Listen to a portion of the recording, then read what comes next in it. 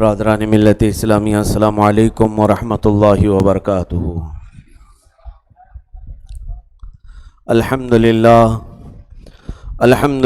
الحنان المنان الذي خلق الانسان وعلمه البيان، والصلاة والسلام على رسوله سید الانس والجان وعلى آلہ واصحابہ ذوی الخیر والاحسان، اما بعد فاعوذ باللہ من الشیطان الرجیم، بسم اللہ الرحمن الرحیم۔ وکل شیء عنده بمقدار، قال اللہ تعالی فی کلامہ البلیغ، لا تبدیل لکلمات اللہ، صدق اللہ مولانا العظیم، وبلغنا رسولہ النبی الامین المتین المختار الکریم، ونحن علی ذلک لمن الشاہدین والشاکرین والحمد للہ رب العالمین۔ بارگاہ رسالت معاب صلی اللہ علیہ وسلم میں درود پاک کا ہدیہ پیش کریں۔ اللہم صلی علی سیدنا و مولانا محمد معدن الجود والکرم وآلہ واصحابہ الکرام وابنہ الکریم وبارک وسلم صلاۃ دائمۃ سرمدا ابدا۔ عزیزان گرامی وقار، اللہ عز و جل قرآن عظیم میں یوں ارشاد فرماتا ہے، اس کے نزدیک ہر چیز ایک قانون کے مطابق ہے۔ ہر چیز کو اللہ عز و جل نے قانون کے مطابق بنایا ہے، یہاں تک کہ پتوں کو اور کیڑوں کو بھی اس نے ایک توازن کے ساتھ رکھا ہے۔ کوئی بھی چیز اگر زیادہ ہو جائے یا کم ہو جائے تو پوری کائنات کا نظام درہم برہم ہو جائے گا۔ یعنی زمین میں جتنے پانی کی ضرورت تھی اتنا پانی رکھا گیا ہے، جتنے پہاڑوں کی ضرورت تھی اتنے پہاڑ رکھے گئے ہیں، سورج اور چاند کو جتنے فاصلے پر رکھنا تھا اتنے فاصلے پر رکھا گیا ہے، تاروں کے درمیان کا، ستاروں کے درمیان کا ڈسٹینس، یہ سب اللہ عز و جل نے قانون کے مطابق بنایا ہے۔ ان میں سے جو بھی اپنے قانون کو توڑ کر آگے بڑھ جائے تو پھر قیامت آنی ہے۔ اسی کو اللہ تعالیٰ نے قرآن میں فرمایا، اذا الشمس کورت واذا النجوم انکدرت وَإِذَا الْجِبَالُ سُيِّرَتْ، یہ تمام چیزیں جب قیامت آئے گی تو سورج پھٹ جائے گا۔ کیسے پھٹے گا؟ کیوں پھٹے گا؟ سائنٹسٹ اب اس کو تحقیق کے ساتھ بتانے لگے ہیں کہ سورج کے ارد گرد کچھ سیارے قریب ہو رہے ہیں، اور پھر سیارے جو گیلیکسی میں ستارے ہیں الگ الگ، ان کا ایک دوسرے سے قریب ہونا یہ مقدار بڑھتی جا رہی ہے، جس کا انجام یہ ہوگا کہ اگر یہ ٹکرا گئے تو بہت بڑا دھماکہ ہوگا، بہت بڑا دھماکہ ہوگا۔ تو اسی دھماکے کو تو قیامت کا دن کہا گیا ہے۔ ظاہر سی بات ہے، جس دن سورج پھٹ جائے اور تارے ٹکرا جائیں اور پہاڑوں کو اڑایا جائے گا، پہاڑ اڑیں گے روئی کے گالے کی طرح۔ یوم یکون الناس کالفراش المبثوث وتکون الجبال کالعہن المنفوش، قرآن کہتا ہے کہ تم دیکھو گے کہ پہاڑ روئی کے گالے کی طرح اڑ رہے ہوں گے ہواؤں میں، یہ بڑے بڑے پہاڑ، چاہے وہ ہمالیہ ہو یا کوئی بھی ہو۔ تو اب یہاں سے یہ چیز میں بتانا چاہتا ہوں کہ ہر چیز اللہ عز و جل نے قانون کے مطابق بنایا، حتیٰ کہ انسانوں کو بھی رب تبارک و تعالیٰ نے ایک بیلنس کے طور پر رکھا ہے۔ تمہارے جسم میں جس چیز کی جتنی ضرورت ہے اتنا رکھا گیا ہے۔ اس چیز کو اگر تم اپنے طریقے سے زیادہ کر لو تو یا مر جاؤ گے یا بیمار ہو جاؤ گے۔ ایک گاڑی بنانے والا، ایک کار کو بنانے والی کمپنی، وہ تمہیں پہلے سے بتاتی ہے کہ یہ کار کتنی کیپیسٹی رکھتی ہے پیٹرول اپنے اندر لینے کی، اس کی ٹنکی کتنے لیٹر کی ہے، آپ اتنا ہی ڈالیں تو ٹھیک ہے، اس سے کم ڈالیں تو آپ کو خطرہ ہے کبھی بھی ختم ہو جائے، یہ بیچ میں جہاں تک مجھے جانا ہے وہ نہ پہنچ پائے۔ زیادہ کی تو کوئی صورت ہی نہیں ہو سکتی۔ ہر چیز دنیا میں کسی وضع قطع کے ساتھ ہے۔ اسی کو لے کر کے میرے عزیزو آج میں یہ بات کہنا چاہتا ہوں کہ اللہ عز و جل نے یہ انسانوں کی فطرت میں ڈالا ہے قانون کے مطابق چلنا اور قانون کے مطابق رہنا۔ آج ہم ہندوستان میں قانون کے مطابق لڑائی لڑ رہے ہیں، پوری دنیا اس سے باخبر ہے۔ ہمارے ہندوستانی پارلیمنٹ میں ابھی نئے نئے طور پر کچھ قوانین بنائے گئے، جس کو لے کر پورے ہندوستان کے شہریوں میں ایک بے چینی اور اضطرابی कैफियत, इज़्तिराबी कैफियत फैली हुई है। अब मैं यहां पर आपको यह बताना चाहूंगा कि कानून की हैसियत क्या होती है, कानून क्यों जरूरी है। अब ये रिपब्लिक डे भी है, हमसे 2 दिन के बाद 26 जनवरी को पूरे हिंदुस्तान में रिपब्लिक डे मनाया जाता है, यौम जमहूरिया। 1947 को जब हमारा मुल्क आज़ाद हुआ, उसके बाद से लेकर जो बड़े बड़े माहिरीन थे, दानिशमंद थे, उन सबों ने बैठक की और फिर मुल्क को चलाने के लिए क़वानीन की ज़रूरत है, इस पर गौर व फिक्र किया। जाहिर सी बात है, पहले जैसे भी चला तानाशाही डिक्टेटरशिप के तौर पर, लेकिन अब एक डेमोक्रेसी अंदाज में, एक जमहूरी अंदाज में चलाना था। तो बड़े बड़े लोगों ने बैठकर तकरीबन 3 साल की तगोदो में बड़ी मेहनतों के बाद एक बड़ा कानून, एक लॉ बनाया पूरे हिंदुस्तान के लिए। उसमें इतने कवानीन आ गए कि हिंदुस्तान के हर शहरी को एक हक दिया गया। और लॉ के लिए अभी जैसे आप आईपीसी के धारा जो पढ़ते हैं, ये इंडियन पेनल कोड है, ताज़ीरात हिंद की दफ़ा उसको उर्दू में हम कहते हैं 302, ये जो अलग अलग केस के लिए एक एक अलग अलग जो कलम लगते हैं, यही सारे कवानीन बनाए गए। ये जब कवानीन मुरतब हुए तो फिर हर हिंदुस्तानी शहरी ने उसको एक्सेप्ट भी किया, कबूल भी किया। पूरे हिंदुस्तान में किसी तरफ से मुखालफत की आवाज़ नहीं आई। हिंदुओं ने भी एक्सेप्ट किया, मुसलमानों ने भी, दूसरे जितने भी ज़ात बिरादरी वाले थे, सबों ने इसको एक्सेप्ट किया कि कानून सबको चलने के मुताबिक बनाया गया है, क्योंकि उसमें फ्लेक्सिबिलिटी थी इतनी कि हर कोई यहाँ पर हिंदुस्तान में रह सकता है आज़ादी के तौर पर। तुम हिंदू हो तो हिंदुओं के तौर तरीके पर रहने में तुम्हें कोई दिक्कत नहीं थी, मुसलमान हो तो मुसलमान अपने शायर पर अमल कर सकता था, अलल ऐलान अजान, अलल ऐलान नमाज, और अपने मजहबी एक्टिविटीज सब वो कर सकता था। ये कानून में गुंजाइश हर मजहब वाले के लिए रखी गई। तो भला इसमें किसी को एतराज क्यों होता? किसी के हुकूक नहीं छीने जा रहे थे, तो फिर क्यों इसको एतराज होता? एक बहुत ही तारीखी बात मैं बताने जा रहा हूं, मेरे अजीजों कान खोल करके सुने। अब ये मेरा मैसेज जाएगा, कुछ लोग तिलमिला उठेंगे, बौखलाएंगे कि तकरीबन हिंदुस्तान के सारे शहरियों ने इसको एक्सेप्ट किया।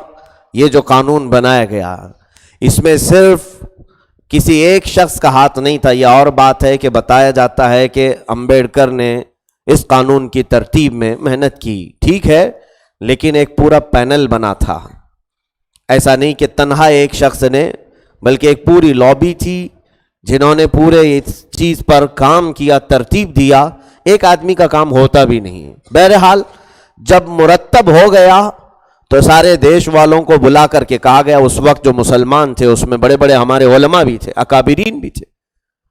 उस वक्त मुसलमानों के लिए पर्सनल लॉ भी बनाए गए कि तुम्हारे मजहबी कुछ मामलात हैं तो उनके लिए अलग रखा गया। हत्ता कि आज भी कानून की तालीम लेने वाला जो भी वकील हो, LLB कर रहा हो, अच्छी तरह से जानता है कि लॉ जब पढ़ाया जाता है तो मुसलमानों के लॉ अलग से पढ़ाए भी जाते हैं, फिर उसमें हनफी शाफई के भी मामलात पढ़ाए जाते हैं, और फिर शिया उनके लॉ अलग रखे गए हैं। तो मेरे अजीजों, ये इतनी फ्लेक्सिबिलिटी थी हिंदुस्तान के कवानीन के अंदर, जिसकी वजह से कभी किसी ने एतराज नहीं किया था इन कवानीन पर। 70 सालों में आप देखें, मुसलमानों ने कभी भी संविधान के खिलाफ या कवानीन के खिलाफ आवाज नहीं उठाई, हमारे अकाबिरीन से लेकर अब तक। हां, जहां कहीं जुल्म हुआ है उस पर जरूर आवाज उठाई गई, लेकिन जो तरतीब पा गए थे वो कवानीन सबके लिए थे। ये बार बार मैं रिपीट कर रहा हूं कि सारे लोग इसको एक्सेप्ट कर चुके थे, सिवाय एक कम्युनिटी के। हिंदुस्तान में उस वक्त से आज तक एक कम्युनिटी ने इस तरतीब पाए हुए लॉ को एक्सेप्ट नहीं किया था। वो कम्युनिटी थी, वो जमात थी RSS की। इनको उस वक्त से एतराज है।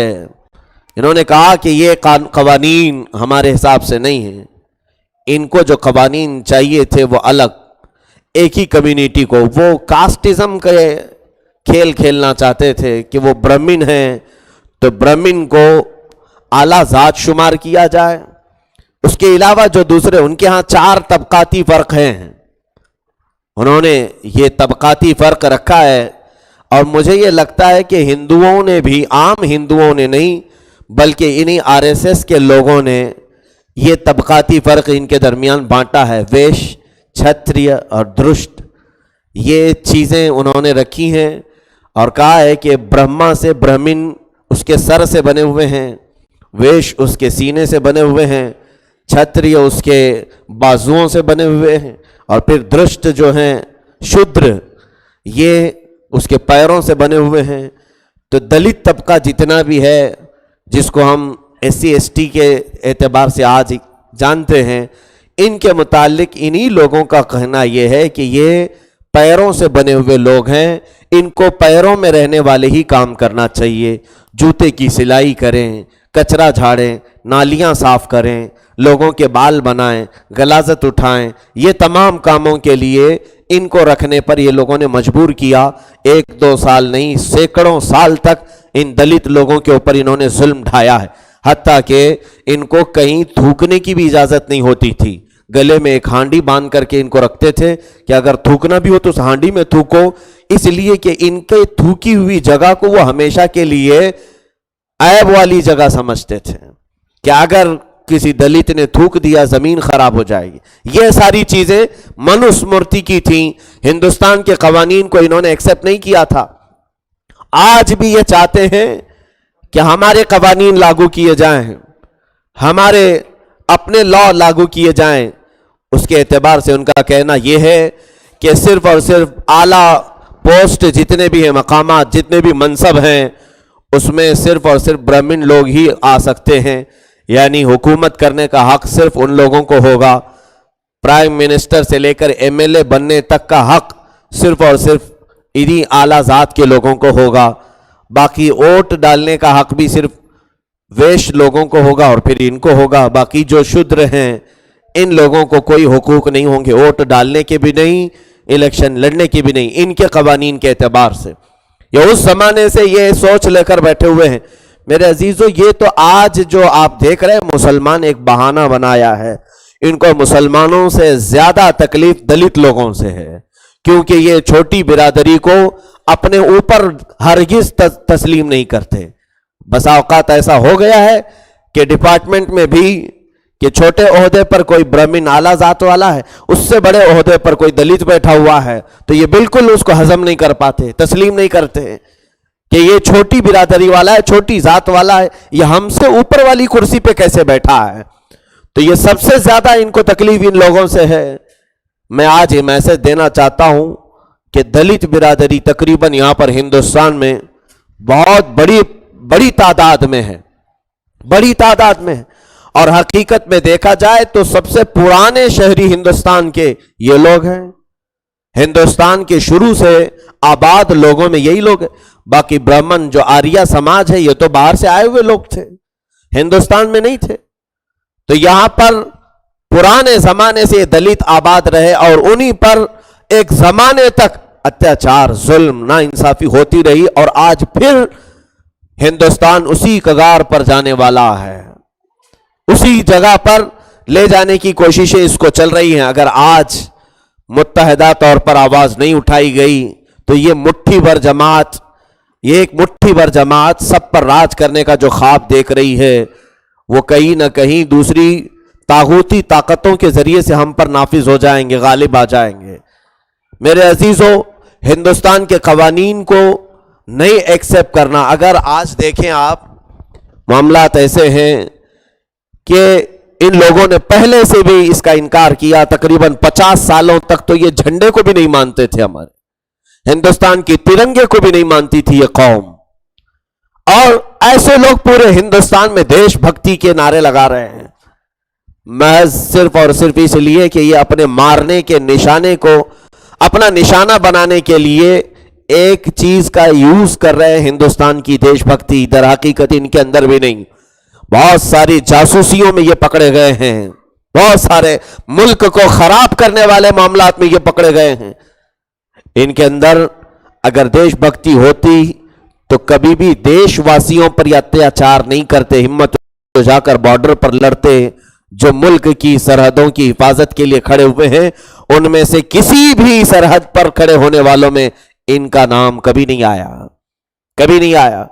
میں کھل کر کے آج اس لیے بتا رہا ہوں کہ جتنی ہماری لڑائی یہ کانسٹیٹیوشن کو خراب نہ ہونے کے لیے ہے، تو ایک بات میں آپ کو بتا دوں، دیکھیں اگر آپ کو لگ رہا ہے کہ ہمارا پائپ یا ہماری نالی جو ہے یہ بہہ رہی ہے، رس رہی ہے، یعنی یہاں سے پانی پھٹ گیا ہے، نکل رہا ہے، تو آپ جا کر کے اس پائپ کو باندھ رہے ہیں یا پھر جو ہے اس نالی کو دیکھ رہے ہیں، اس کی مرہم پٹی کرنے سے بہتر ہے یا پہلے جیسے گندا پانی جہاں سے آ رہا ہے وہاں جا کر کے دیکھیں، پہلے جڑ کو جا کر کے دیکھیں کہ کہاں سے آ رہا ہے۔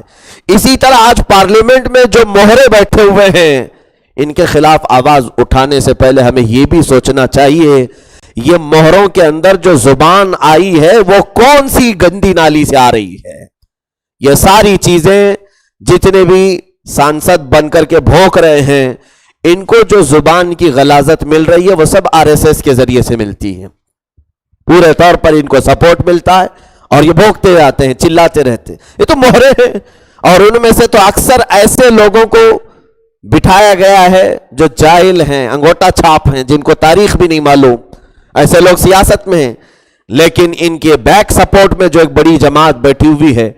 میرے عزیز، آج پورے ہندوستانیوں کو، صرف مسلمان نہیں، جتنے بھی مائنورٹیز ہیں، سب کو متحد ہو کر اس مذموم اور ملعون تنظیم RSS کے خلاف بولنا چاہیے۔ خوف کس بات کا کھاتے ہو؟ ڈرتے کس سے ہو؟ کیا یہ خدا ہے؟ کیا یہ ملک الموت ہے؟ ان کی کوئی حیثیت نہیں سوائے اتنی کہ فرعون بھی ایک بار سر اٹھاتا ہے، لیکن اللہ عالم الغیب والشہادہ اس کی سرکوبی کے لیے موسیٰ بھی بھیجتا ہے۔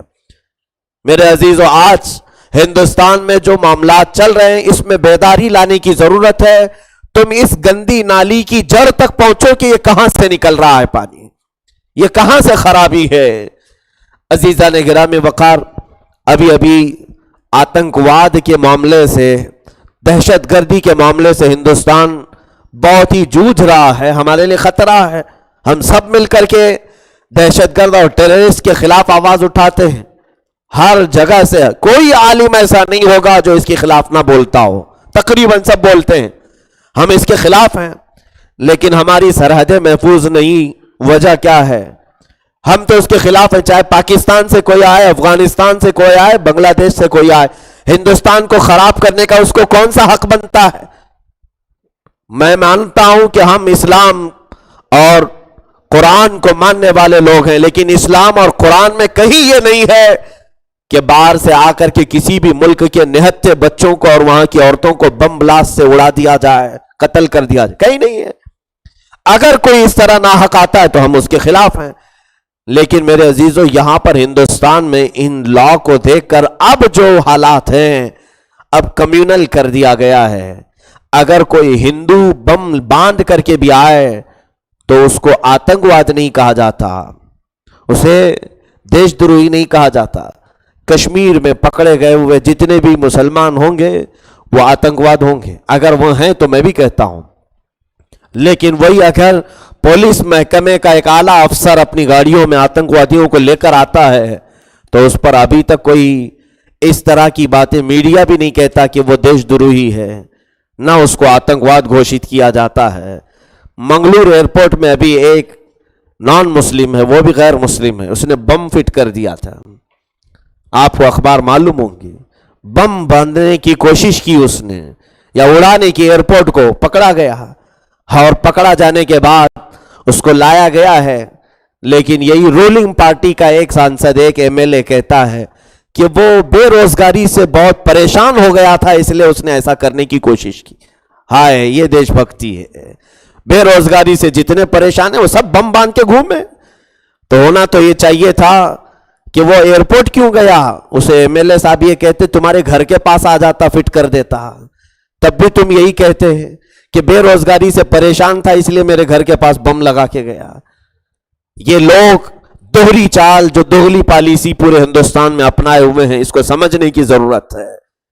میرے عزیزوں، یہاں پر ہندوستان میں برسوں سے ہم ساتھ رہے ہیں، تمام مذاہب یہاں پر ساتھ رہے ہیں، لیکن آج جس رنگ کو دینے کی کوشش کی جا رہی ہے، یہ بڑے بڑے نیتاؤں کا کہنا یہی ہے کہ ہندوستان ایک ایسا ملک ہے جو جذباتی ملک ہے، ایموشنل بہت جلدی ہوتے ہیں یہاں کے لوگ، اور یہاں کے لوگوں کو تم 70 دن بھوکا رکھو، ایک بار ان کے سامنے مذہب کی بات کر لو وہ خوش ہو جائیں گے، ان کا کہنا بھی ہے۔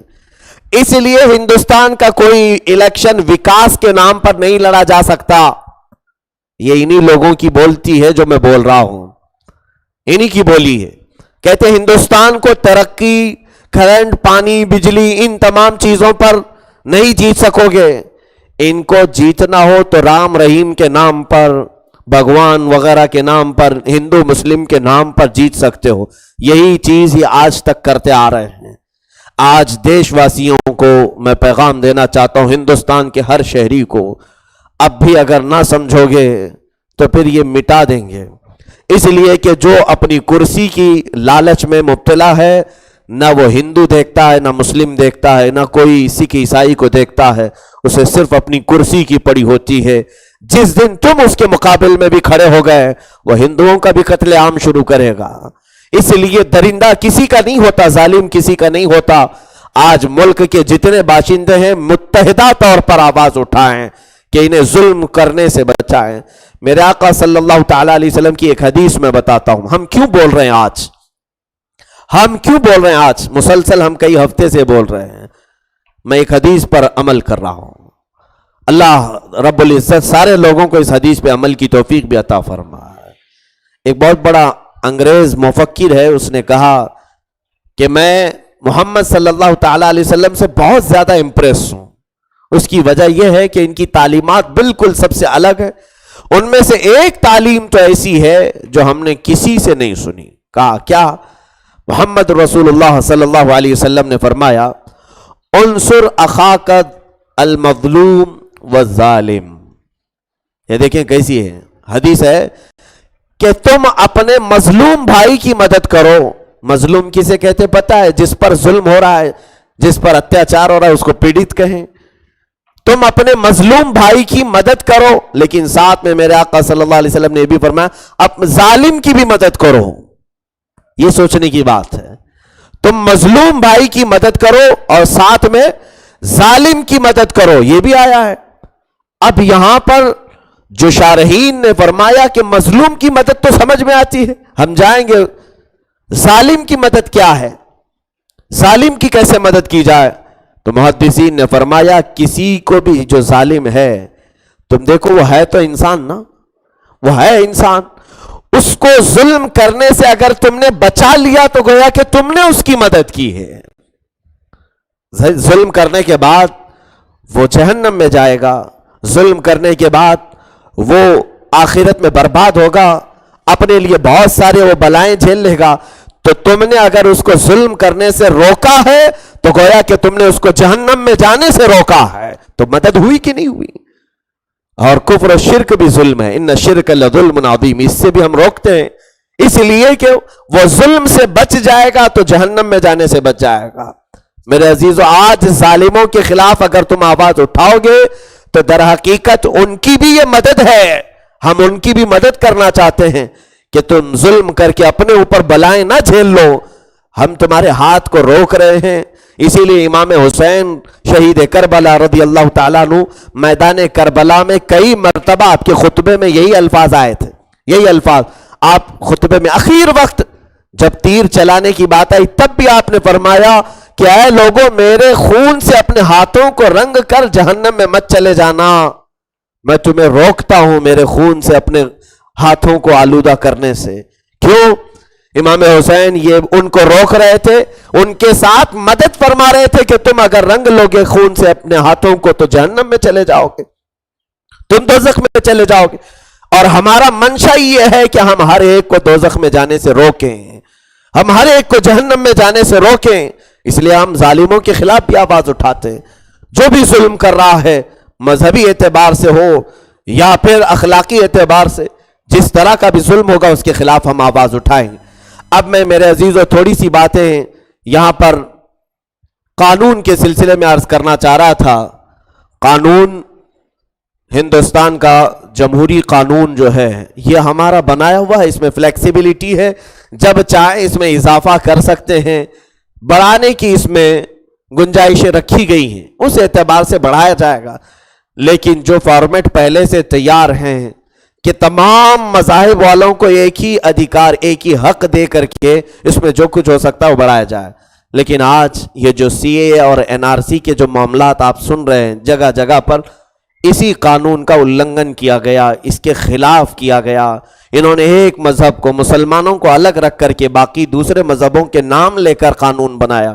ہندوستان میں کبھی اس طرح کسی بھی قوم کا یا کسی بھی یعنی ریلیجن کا نام لے کر کے قانون نہیں بنا سکتے کہ باہر سے آئے ہوئے سکھوں کو، بدھوں کو، جینیوں کو، پارسیوں کو، ہندوؤں کو ہم ہندوستان کی شہریت دے دیں گے، سٹیزن شپ دے دیں گے، مسلمانوں کو نہیں دیں گے. یہ کیسی باتیں آئی، یہ کیسی باتیں آئی میرے عزیزو. یہاں پر ایک مذہب کے نام پر جو الگ کیا گیا، یہی قانون کا النگھن ہے. میں سوچتا ہوں 2 دن کے بعد جب پردھان منتری لال قلعے سے بھاشن دے رہا ہو قانون کی حفاظت کے لیے، تو کس منہ سے بولے گا؟ 26 جنوری یوم جمہوریہ ہے. قانون کی حفاظت کے لیے ہر پرائم منسٹر پورے ہندوستانیوں سے خطاب کرتا ہے کہ تم ہندوستان کے قوانین کی حفاظت کرو. جو خود ہی چور ہو اور خود ہی حفاظت نہیں کر رہا، وہ پورے ہندوستانیوں کو کیا میسج دے گا؟ کیا میسج دے گا؟ کیا وہ حفاظت کرنے کی بات کر سکے گا؟ وہ کرے گا، اس لیے کہ جھوٹ بولنے کی عادت ہے. میرے عزیزو، آج آپ پھر سے یہ اتحادی طور پر یہ کہیں کہ ہندوستان کا قانون ہمارے لیے الحمدللہ اچھا تھا، اچھا ہے. اب انہوں نے جو چیزیں اس میں شروع کی ہیں، کبھی پرسنل لا پر اٹیک، کہ اب تک ایسا تھا کہ کورٹ ہمیں اختیار دے چکی تھی کہ طلاق کے جو معاملات ہیں تمہاری شریعت کے مطابق حل کیے جائیں گے. تمہاری شریعت میں جو طلاق کے متعلق معاملات ہیں اسی حساب سے کورٹ میں فیصلے ہوتے تھے. کورٹ کا ہر جج ہماری شریعت کے قوانین پڑھا ہوا ہوتا تھا، مسلمانوں کے لا پڑھا ہوا ہے. ہر ایک کو، حنفی کیا، شافعی کیا ہے، کورٹ کے ہر جج کو معلوم ہے. لیکن اب انہوں نے اس پر اٹیک کیا کہ نہیں، سول کوڈ لانے کی کوشش کی جا رہی. سول کوڈ بھی یہ ایک بہت ہی مذموم حرکت ہے کہ سارے لوگوں کو ایک ہی چیز میں باندھنا، سب کی شادیاں ایک ہی طرح ہوں، سب کے طلاق ایک ہی طرح ہوں. ہندوستان اس چیز کو نہیں ایکسپٹ کر سکتا. ہزاروں تہذیب کے لوگ یہاں پر موجود ہیں. میرے عزیزو، یہ جس طرف جا رہی ہے، آج ہمیں اویئرنس، بیداری کی ضرورت ہے کہ ہندوستان کا ہر شہری بیدار ہو جائے کہ تمہارے ساتھ آگے کیا ہونے جا رہا ہے، کیا معاملات ہو رہے ہیں. اور تم بیدار نہیں ہوتے، اسی وجہ سے ظالموں کو تخت تک پہنچا دیتے ہو اور ریپسٹ لوگوں کو کرسیوں تک پہنچا دیتے ہو. سب سے بڑا ظلم تو ہماری طرف سے بھی ہے، ہماری طرف سے بھی ہے. موسیٰ علیہ الصلوۃ والتسلیم نے اللہ رب العزت کی بارگاہ میں ایک ظالم کے متعلق پوچھا، ہے رب ذوالجلال، اس نے فلاں کی زمین ہتھیہ لی ہے، فلاں کی زمین ہتھیہ لیا، قبضہ کر لیا، یہ ظالم ہے، یہ مظلوم ہے. رب تعالیٰ کی طرف سے جواب آیا، موسیٰ جو مظلوم ہے وہ بھی ظالم ہے، جس کی زمین قبضہ کر لی گئی ہے وہ بھی ظالم ہے. ظالم جو ہتھیہ لیا وہ تو ہے ہی. کہا کیوں؟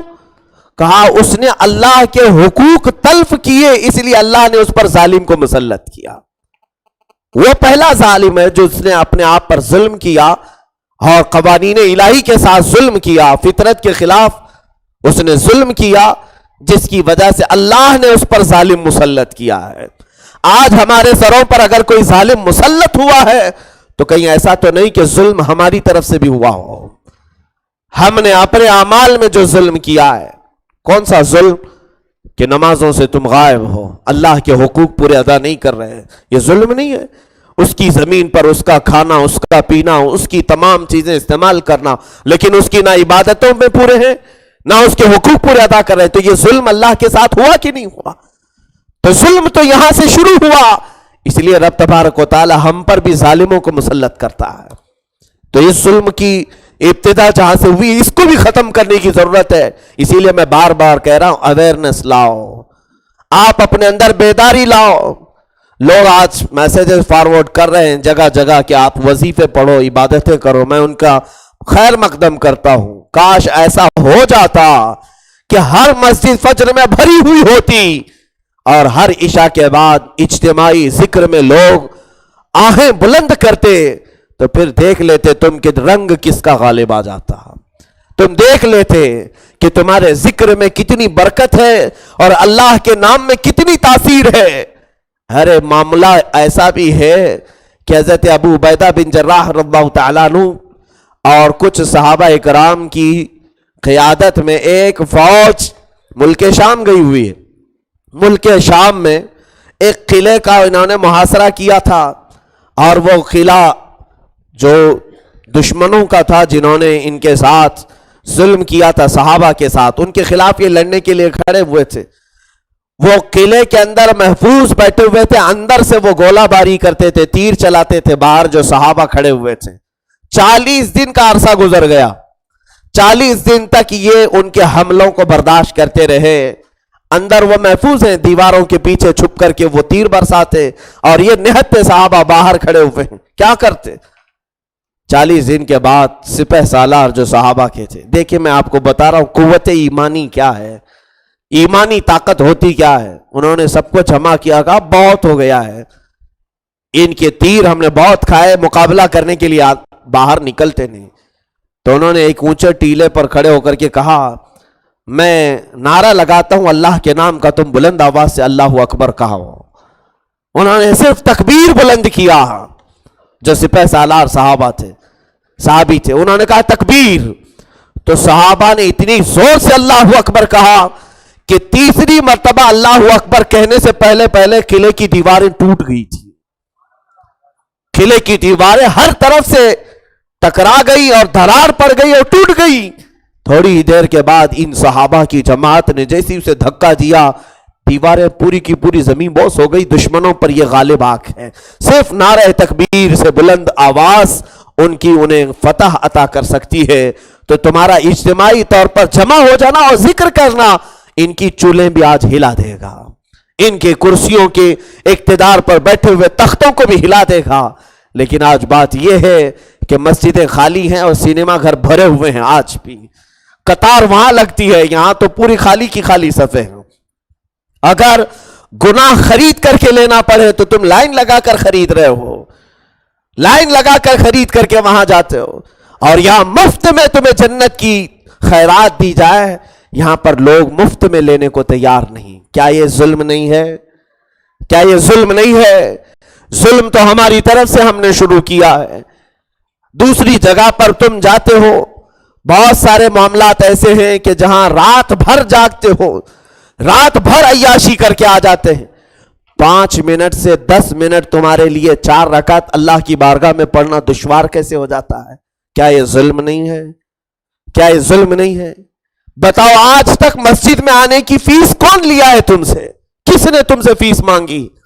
کیا گیٹ پر کوئی کھڑا رہتا ہے چوکیدار کہ اندر آنے پر تمہیں ٹکٹ لینا ہوگا؟ فین یوز کر رہے ہو اس کے پیسے دینے پڑیں گے، مسجد کا پانی استعمال کر رہے ہو اس کی فیس اتنی ہے، ٹوائلٹ باتھ روم دھڑلے سے استعمال کرتے ہو اس کی فیس دینی پڑتی ہے، ساری چیزیں تو مفت استعمال کرتے ہو۔ یہ اللہ رب العزت کے گھر میں آنے والوں کے لیے ہم نے ساری سہولیات رکھی ہیں، اور پھر ہماری قطاریں اور ہماری لائنیں، ہماری بھیڑ ان جگہوں پر ہے جہاں پیشاب کے بھی پیسے لیے جاتے ہیں، پیشاب کے بھی پیسے لیے جاتے ہیں، وہاں پر بھیڑ ہے۔ جہاں پر 2 گھنٹے 3 گھنٹے عیاشی کرنے کے پیسے الگ الگ لیے جاتے ہیں، وہاں پر بھیڑ ہے۔ عزیزان گرامی وقار، جب اللہ تعالیٰ نے قرآن میں فرمایا ما اصابکم من مصیبت فبما کسبت ایدیکم، جو کچھ مصیبتیں تمہیں پہنچی ہیں یہ تمہارے اپنے ہاتھوں کی کمائی ہے، یہ تمہارے اپنے ہاتھوں کی کمائی ہے۔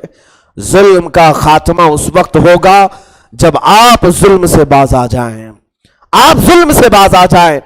اپنی جانوں پر جو اب تک ظلم کر رکھا ہے، تم خود اپنے آپ کو مسلمان کہلانا نہیں چاہ رہے ہو تو مدد کیسی آئے گی؟ مدد کیسے آئے گی؟ مجھے حیرت ہوئی، ابھی دلی جا کر کے آیا، شاہین باغ، وہاں کی ماؤں اور بہنوں کا جذبہ دیکھا، خوشی ہوئی۔ لیکن ایک حیرت کی بات میں آپ کو بتاؤں، میں اپنے لباس میں ملبوس، میں جب باہر ہوں یا جب کسی ممبر پر ہوں تو صرف یہ سوچتا ہوں کہ رسول کریم صلی اللہ تعالیٰ علیہ وسلم کی نیابت کا ایک منصب ملا ہے، اس منصب کو کوئی ہلکا نہ سمجھے۔ میرے یہ لباس کا تمام جو تصور ہے صرف اس لیے کہ یہ جو مقام ہے، یہ جو منصب ہے، اس کو کوئی ہلکا نہ سمجھے۔ باقی رہی بات، میں عام سفر کر رہا ہوں، ٹرین میں ہوں، بس میں ہوں، تو کوئی مجھے پہچانے بھی نہیں، میں سادے لباس میں جانا پسند کرتا ہوں۔ لیکن دلی میں جب اترے، ظاہر سی بات ہے میں علماء کی نمائندگی کے طور پر اہل سنت و جماعت کے متحدہ محاذ کی طرف سے گیا ہوا تھا۔ سارے علماء نے میٹنگ کر کے ممبئی سے ہم لوگوں کو بھیجا تھا، چند لوگ تھے۔ وہاں پہنچنے کے بعد میں جو بات کہنا چاہ رہا ہوں وہ یہ ہے کہ جس طرح میرا لباس ہے ایک عالمانہ لباس، میں اپنے عمامہ اور اپنے جبے اور اپنی چادر میں نکلا تو دوسرے تو چھوڑے ہیں، ہندوؤں نے تو ایک بہت استقبال کیا، لیکن جو علماء برادری تھی، کچھ علماء بھی تھے اور کچھ ہمارے مسلمان، انہوں نے کہا کہ مولانا صاحب یہ عمامہ اتار دیجئے، آپ یہ پگڑی اتار دیجئے۔ آپ کہا کیوں؟ کہا کہ یہاں بہت چیکنگ چل رہی ہے اور پولیس کسی کو بھی اٹھا لے گی، NSA لاگو ہو چکا ہے، اور پھر وہاں آپ پہنچیں گے تو سارا اس کو مذہبی رنگ دے دیا جائے گا۔ مجھے حیرت ہوئی کہ اسی اسٹیج کے پاس سکھ اپنی پگڑیاں پہن کر کے بیٹھے ہوئے ہیں، پنڈت اپنے کیسری رنگ میں بیٹھے ہوئے ہیں، عیسائی اپنا سلیب لگا کر کے بیٹھا ہوا ہے، اور مسلمان مجھ سے کہہ رہا ہے کہ تم اپنا عمامہ اتار لو، پگڑی اتار لو۔ تم نے خود اپنی قوم پر ظلم کیا ہے نادانوں، تم نے اپنے چہروں پر ظلم کیا، اپنے لباس پر ظلم کیا، اس لیے رب ذوالجلال نے تم پر ظالموں کو مسلط کیا ہے۔ کیا فرق پڑتا ہے؟ اس وقت میں نے دو ٹوک جواب دیا تھا، ٹھیک ہے کسی بھی جگہ ہم کو ٹیکسی سے پولیس اتارتی ہے، ننگے سر جیل جانے سے بہتر ہے کہ عمامہ پہن کر کے جاؤں گا، بہتر ہے میرے لیے کہ میں تاج پہن کر کے جیل جاؤں۔ تم چاہتے ہو کہ ہم ننگے ہو جائیں، اور تم اگر ان کو راضی کرنے کی کوشش کرو گے پورا لباس بھی اتار دو، یہ تم سے راضی نہیں ہوں گے۔ تم ان کو راضی کرنے کی ہرگز کوشش نہ کرو۔ لوگ یہی تو نیچے آ گئے، ہم سوچتے ہیں کہ داڑھی چھلانے سے راضی ہو جائیں گے، ٹوپی نکال کر چھپا لینے سے راضی ہو جائیں گے، ہمارے جبے بدل لینے سے راضی ہو جائیں گے۔ حد تو یہ ہے میرے عزیزوں، پولیس سیکورٹی میں بھی اگر ایئرپورٹ میں مجھے ٹوپی اتارنے کے لیے کہتے ہیں، میں نہیں اتارنا چاہتا ہوں، کپڑے کی ٹوپی ہے، آپ اتارنا چاہے تو مجھے اندر ڈریسنگ روم میں لے جائیے، وہاں اتار کر کے دیکھیے۔ پبلک کے سامنے میں نہیں اتاروں گا، اس لیے کہ یہ میں آج پورا اسلام اپنے ساتھ لے کر کے چل رہا ہوں، میں ایز اے ایمبیسیڈر ہوں، ترجمان کی حیثیت سے ہوں۔ جہاں تم اترتے گئے یہ سب اتارنا شروع کر دیا۔ جہاں تم اپنے حقوق پر ڈٹے رہو کوئی تمہارا مقابلہ کرنے کی ہمت نہیں کر سکے گا۔ آج سب سے بڑی تکلیف مجھے اپنے لوگوں سے شکایت اسی بات کی ہے، شکایت اسی بات سے۔ وہاں پر بھی ہم نے دیکھا کہ لوگ اس طرح سے باتیں کر رہے، کیوں نہیں تم علماء کی نمائندگی کروا رہے ہو؟ ان علماء کو تم نے ایسی مار رکھا ہے کہ تمہارے آنے سے معاملہ خراب ہو جائے گا۔ دیندار طبقہ جب سامنے آنے سے تمہارے معاملات خراب ہو سکتے ہیں تو یہ تمہاری سوچ ہی ایک بہت بڑا عذاب ہے، یہ تمہارا خیال ہی اللہ کا ایک عذاب ہے، تم پر مسلط کیا گیا ہے۔ عزیزان گرامی وقار، قانون کے متعلق میں بات یہ کہہ رہا تھا، اللہ عز و جل نے جو قوانین بنائے ہیں انسان کے لیے، اور میرے مصطفیٰ کریم صلی اللہ علیہ وسلم نے پوری شریعت کا لا ہمیں بتایا ہے، اور اسی کے حساب سے ہم اپنی زندگیاں گزار رہے ہیں۔ ہندوستانی قانون کے مطابق بھی ہمیں یہ اختیار دیا گیا ہے کہ تم اپنی پرسنل لائف میں اپنے پورے نظام مصطفیٰ کے ساتھ جی سکتے ہو، تمہیں ہندوستانی قانون چھیڑ چھاڑ نہیں کرے گا، ہندوستانی قانون تمہیں چھیڑ چھاڑ نہیں کرے گا۔ 70 سالوں میں سوائے طلاق کے باقی ہر معاملے میں ہندوستان نے تمہیں اختیار دیا ہے، تم اپنے نبی کے جو کچھ بھی بتائے ہوئے فرامین ہو اس پر عمل کر سکتے ہو۔ روکا گیا ہے اذان سے، تمہیں روکا گیا ہے، کئی قانون میں ہے کہ تمہیں نمازوں سے روکا گیا ہے، قانون میں ہے، ہندوستانی قوانین کے خلاف تمہیں داڑھی رکھنے سے منع کیا گیا ہے، ہندوستان کے قانون میں کسی بھی حضور صلی اللہ تعالی علیہ وسلم کے بتائے ہوئے قانون کی مخالفت نہیں ہے، یعنی منع نہیں کیا گیا، سوائے ابھی یہ طلاق ثلاثہ وغیرہ کے معاملات جو ہوئے ہیں، باقی تقریباً ہمیں آزادی دی گئی، لیکن اس آزادی کا ہم نے استعمال نہیں کیا۔ ہم خود ہی دور بھاگنے لگے، اس لیے وہ ہمیں جکڑنا شروع کر دی۔ ظاہر سی بات ہے، مثال کے طور پر آپ کو میں بتاؤں، ہمارے پاس کھانے پینے کی چیزیں ہیں، ہم نے آپ سے کہا صبح 6 بجے سے لے کر شام کے 6 بجے تک جو کھانا چاہو کھا لو۔ میرے پاس 100 قسم کی ویرائٹی تھی، 100 ویرائٹیز کھانے کی، میں نے کہا ہر چیز کھا لو آپ جو چاہے۔ اب میں نے دیکھا کہ دن بھر آپ دیکھتے گھوم رہے ہو، اس میں سے آپ نے 100 چیزیں تو استعمال نہیں کی، 10 چیزیں استعمال کی۔ اگلی بار میں نے دوسرے دن یہ سوچا یہ بیچارہ صرف 10 چیزوں کو چاہتا ہے، 90 ختم کر دو 10 رکھو۔ میں نے 90 کھانے کم کر دیے، 10 رکھے، اور پھر میں بولتا رہا صبح کے 6 سے لے کر شام کے 6 بجے تک یہ 10 میں سے جتنا چاہے یوز کر لو۔ پھر آپ نے دیکھا 10 میں سے خالی دیکھتے رہے اور 2 ہی استعمال کیا۔ دوسرے دن میں نے پھر یہ اعلان کر دیا کہ اس کو بیچارے کو 10 کی ضرورت نہیں ہے، صرف 2 کی ضرورت ہے۔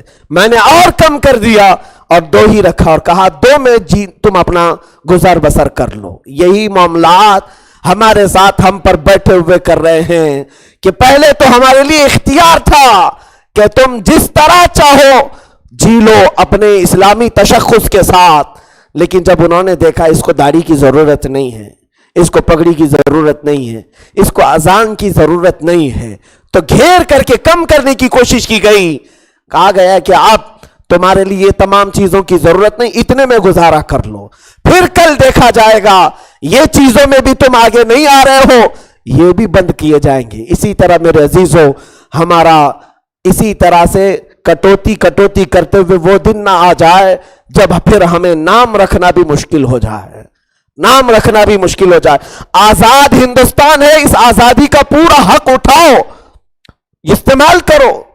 اس کے جتنے بھی آزاد تمہیں دیے گئے ہیں، رہنے کی آزادی، کھانے کی آزادی، پینے کی آزادی، تمہارے مذہب کی آزادی، بولنے کی آزادی دی گئی ہے، یہ تمام آزادیوں کا استعمال کیوں نہیں کرتے ہو؟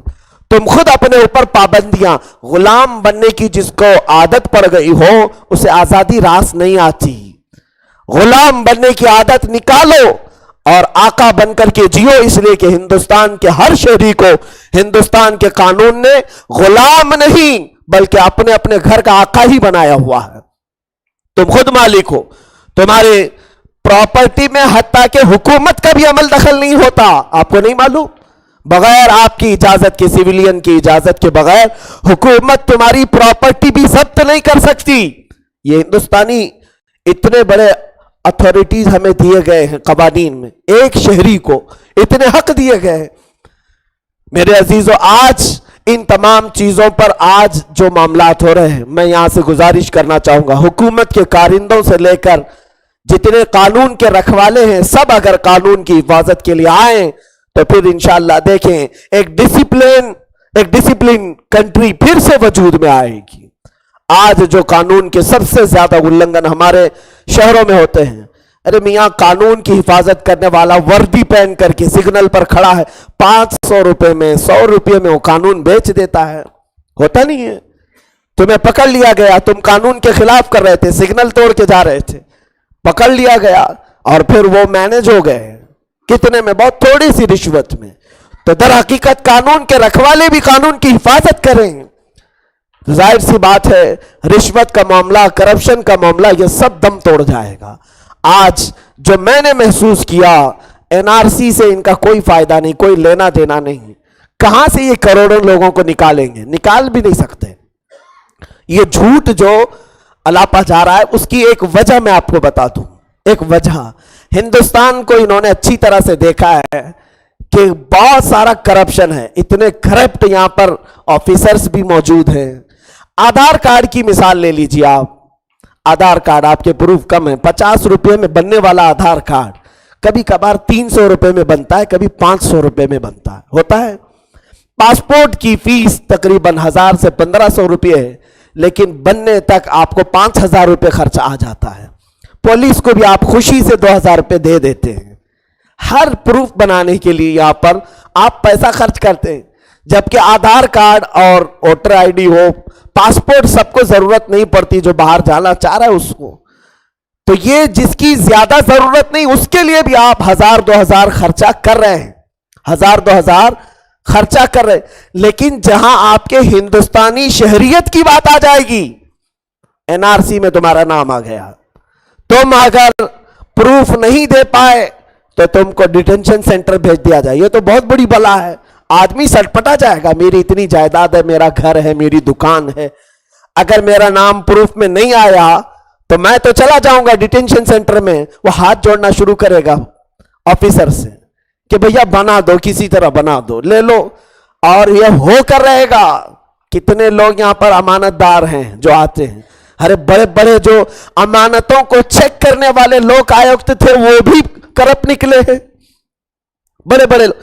اب جب سٹیزن شپ کے معاملات آئیں گے اور تم سے اگر کہہ دیا جائے, آپ سے میں پوچھتا ہوں کہ تمہارے پاس پروف پورے نہیں ہوئے ہیں, تھوڑے سے نکلے ہیں, اور آفیسر نے صرف آپ سے کہا 10,000 روپے دے دو, میں تمہارے کاغذات بنا دوں گا, خوشی سے آپ لا کر کے دیں گے, اور پھر بھی وہ ویلیو کے حساب سے بولیں گے. تمہاری اگر 1 کروڑ کی پراپرٹی ہے تو تمہارے کاغذات بنانے کے لیے 10,000 تھوڑی نہ مانگے گا, وہ 1 لاکھ بھی مانگ سکتا ہے, 50,000, اور آپ خوشی سے دو گے بھی کہ بھائی یہاں اتنی بڑی ہماری جائیداد ہے, ہمارا گھر بار بینک بیلنس سب چلا جائے گا, بنا لو 50,000 روپے میں. یہاں جن کے گھر ٹوٹتے ہیں وہ کاغذ بنانے کے لیے لاکھوں خرچہ کرتے ہیں, جن کے روڈ پر دکانیں آ رہی ہیں وہ کئی لاکھوں روپے میں اپنے پرانے پیپر یا کسی طرح رشوت دے کر کے پیپر بنا لیتے. ہو رہا ہے کہ نہیں ہو رہا ہے؟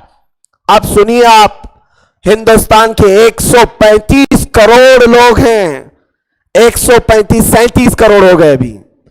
ان میں سے اگر انہوں نے 1 کروڑ لوگوں سے بھی 10-10 ہزار روپے لیے تو ان کے پاس تو 10,000 کروڑ ایسی آئیں گے 1 کروڑ لوگوں سے. اور میں سمجھتا ہوں کہ اگر 135 کروڑ میں 35 کروڑ کو انہوں نے NRC میں لایا کہ تمہارے پروف صحیح نہیں, میں سمجھتا ہوں اس سے زیادہ کے بھی لوگ ہو سکتا ہے پروف نہیں ہوں گے ان کے پاس. 35 کروڑ لوگوں سے اگر 10-10 ہزار بھی لیا, تقریباً 3.5 لاکھ کروڑ کی ملکیت ان کے پاس آئے. یہ کرپشن کا ایک دروازہ کھولنا ہے. در حقیقت پیسوں کی کمی ہو گئی حکومت کے پاس, بینکیں دیوالیاں ہو رہی ہیں اور ہر جگہ پیسے قرضے لیے جا رہے ہیں. کیوں نہ پھر سے پبلک سے ایٹھا جائے, جیسے اس سے پہلے 15 لاکھ آنے کے وعدے کے حساب سے اکاؤنٹ کھلوا کر 1-1 روپے ڈلوا لیے تھے. 1-1 روپے آپ اس کو معمولی سمجھتے ہیں؟ 135 کروڑ لوگ, اس میں 100 کروڑ لوگ بھی 1-1 روپے ڈالتے ہیں تو 100 کروڑ ویسے ہی آ جاتے ہیں حکومت کے پاس. 1-1 روپے کا چندہ بھی بہت ہوتا ہے ہندوستان میں. اب یہاں پر اس سٹیزن شپ کے لیے جنہوں نے بھی پیسے رشوت میں دیے, در حقیقت یہ حکومت کا جیب بھرنے کے لیے دیا جا رہا ہے, اور اسی کرپشن کا راستہ کھولنے کے لیے اتنا بڑا وبال مچائے ہوئے ہیں. ان کو در حقیقت ڈیٹینشن سینٹر میں بھیجنے کی اتنی ہمت بھی نہیں, طاقت بھی نہیں, اور بھیج بھی نہیں سکیں گے. کہاں بھیجیں گے؟ کروڑوں لوگ جا سکیں گے کہیں؟ ارے کروڑوں کو تم الگ کرو گے, ان کی الگ حکومت تیار ہو جائے گی. اگر چند کروڑ کو الگ کر دیا تو ان کی اپنی الگ حکومت تیار ہو جائے گی. یہ خوف تو سب کے اوپر ہے, لیکن فقط یہ صرف اور صرف کرپشن کا دروازہ کھولنے کے لیے ہے. اس لیے میرے عزیزو آج آواز ہم اٹھا رہے ہیں ظلم کے خلاف, ظالموں کے خلاف. یہ اور بات ہے کہ ہم نے مہاراشٹر کے CM سے بھی علماء نے ملاقات کی تو انہوں نے ہمیں یہ اتنا دلاسا تو دیا کہ یہاں مہاراشٹر میں کبھی یہ ہونے نہیں دیں گے. زبان ہی صحیح, یہ خیال ہی غالب دل کو بہلانے کے لیے بہتر ہے. اتنا تو ہے کہ دل بہلانے کو یہ خیال ہی غالب اچھا ہے. میرے عزیزو آج پورے میں مسلمانوں کو یہ کہنا چاہوں گا, 26 جنوری کو آپ اپنے اعتبار سے اپنی آوازیں اٹھائیں. اور آج اگر آپ ان لوگوں کو جو نہتے 40 دنوں سے راستوں پر ہیں, جو جامعہ کے بچے اسٹوڈنٹس, اگر حوصلہ افزائی بھی نہیں کر سکتے تو بعد میں تاریخ میں آپ کی نسلیں آپ پر لعنت بھیجیں گی, آپ سے کہیں گی کہ لوگ چھوٹے چھوٹے بچوں کو لے کر باہر تھے اور آپ اس کو ضرورت بھی محسوس نہیں کر رہے تھے. مجھے امید ہے کہ ظلم کے خلاف جو آواز اٹھتی ہے اللہ اس کی غیب سے مدد بھی فرماتا ہے, اللہ کی طرف سے مدد آئے گی. یہ اور بات ہے کہ امتحان میں کامیابی بعض مصیبتوں کے بعد ملتی ہے. بدر صحابہ نے ایسے ہی نہیں جیتا, 14 जानें वहां पर भी गई, ओहद में 70 जानें गई, खंदक में जानें गई। इस्लाम की सरहदें बुलंद होने में कई सहाबा के खून वहां पर गिरे हैं। हिंदुस्तान को भी आज़ादी ऐसी नहीं मिली, यहां पर लाखों की तादाद में लोग अपनी जानें दे चुके। 30,000 उलमाए किराम शहीद हुए थे आज़ादी के मौके पर। ये इतनी बड़ी कुर्बानियों के बाद हिंदुस्तान का एक लहलहाता हुआ चमन तैयार है। आज अगर कुछ दरिंदे इस पर बैठे हुए हैं, कुछ उल्लू उजाड़ने की कोशिश कर रहे हैं, तो उनके पर उखाड़ने के लिए कुछ ना कुछ हमें कुर्बानी देनी पड़ेगी। उसकी वजह यह है हम देर से उठे हुए हैं, हम देर से उठे हैं, बहुत देर से सोए हुए थे। अब जितनी देर से हम उठते हैं उतनी कुर्बानियां भी देनी पड़ती है। आज ना सही कल हमारी औलाद हमारी कुर्बानियों का फल जरूर खाएगी। अल्लाह रब्बुल इज्जत की बारगाह में दुआ है, मौला करीम कहने सुनने से ज्यादा अमल की तौफीक अता फरमाए।